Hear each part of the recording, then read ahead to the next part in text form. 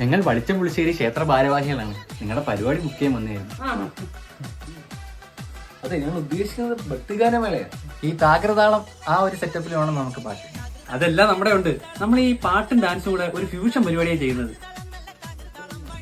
ശങ്കിക്കണ്ട, ഞങ്ങൾ രണ്ടും ഡെമോ അങ്ങോട്ട് കാണിച്ചു തരാം.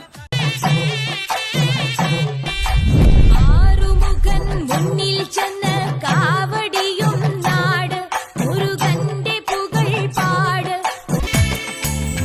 കൊയ്തെടുത്തു ശ്രീരാമൻ 3ഉം 4ഉം ശിരസുകള്. ദശമുഖനോ മോക്ഷത്തിൻ പല പടി കടന്നയ്യ.